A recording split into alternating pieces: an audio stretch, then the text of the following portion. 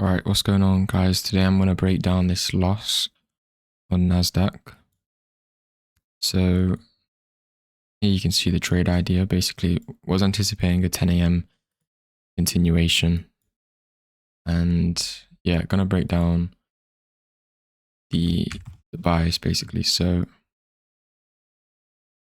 going to pull up all three assets so we can see what's going on. So on all three assets, I've marked out the previous weekly range. Okay, so from high to low. And you can see all assets are in premium. All assets are trading into this daily bullish gap. And I'm bullish on the higher time frame, right? Because in the weekly candle, you can see we closed bullish here. So I would anticipate this new weekly candle to continue trade into these highs. So yeah, so all assets trade into this daily gap, right? And you know, when we have a large range like this trading lower, we can't anticipate this to close as a bullish expansion candle because it's the reversal candle, right? So it opens up here and creates this large wick. So we can still trade this day, but we have to know that we're trading a daily reversal candle. Because we're trading a daily reversal candle, we don't anticipate it to really expand far beyond the open price. When we go to the 4 hour, you can see the 1800, right? So we expand lower, quite far below the open price. So we wouldn't anticipate this candle to close, anywhere up here because it would just be too large of a candle. But we can anticipate if it's going to be bullish for it to trade back to the open price. Maybe close around this area. I wouldn't look to trade anything more from this. So that was kind of the framework or the logic for today. So for me to be able to trade it towards the 1800 price, right? And even on the trade that I took, I was only targeting a fixed 2R when I could have targeted up here for 3R. And you can see that it does get up here. But, 2R in favor of the draw is more than enough. Anyway, so going into the bias for this session, you can see obviously we expand lower from the open and we trade into that daily gap on all assets.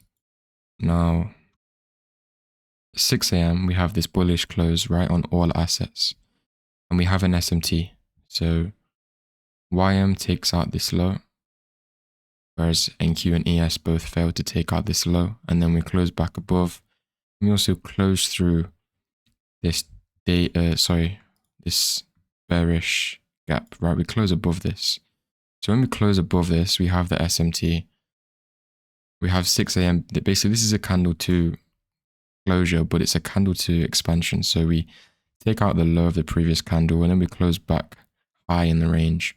When price does this, 10 a.m., you can anticipate a shallow wick to form, right? A small wick where it opens low, forms a small wick, and then just continues off of, the 6 a.m. And also I marked out the equilibrium. You can see that we trade below that, which is not ideal, which is not favorable. And even on YM, you can see on the 4 hour, we closed bullish here at 6 a.m. after manipulating, taking out these lows. And then we come back again all the way lower to take out this low, which doesn't really make any sense to me. You just anticipate, I would always anticipate 10 a.m. to expand into these highs, which makes more sense, which is the logic behind this trade, basically. So I think it was the 15-minute, we had this PSP, 9:30. We also had 10 a.m. red folder news today, so I wanted to wait for 10 a.m. to pass, which gives us, that allows us to let the 4 hour candle close, and it allows us to let the news pass. So on the 15-minute, we have this PSP right here, this candle on ES. So we have a bullish close here on ES. We have a bearish close here on NQ, and then we have this SMT between ES and NQ as well. ES was the stronger asset, which probably was the better asset to trade. But when we go to the lower time frame, look at this entry. Nasdaq on the lower time frames was the stronger asset in terms of the smallest retracement here at 10 a.m. and then was the first asset to give the 10 a.m. CISD, first CISD at 10 a.m. So I was anticipating NQ to swap to switch strength to being the strongest asset. So at the same time, YM was trading back into discount. So YM was the strongest asset, but then it pulls back to discount. So at the same time as it's pulling back into discount, NQ is respecting its premium, right, and forming new order blocks. So I'm anticipating this to just continue. So the 15-minute candle that I was trading, which is this bearish close, I was basically anticipating this to continue and close bullish, right? I wasn't anticipating this to close bearish because we had this bullish close. We had a bullish hourly and 4-hour close. I'm anticipating this is just going to continue. Unfortunately, obviously, we kind of consolidated in here. Then we trade lower. We have this gap. Then we form a new swing low back here in discount, and then we continue higher. So it's just one of those things. This is the kind of trades that I take all the time. And, you know, I win these setups all the time. When I lose these setups all the time, it's just part of the game. So yeah, this is the entry. 10 a.m. opens low. We put in a 3-minute SMT here with ES. So we have an SMT. NQ is the first asset to CISD.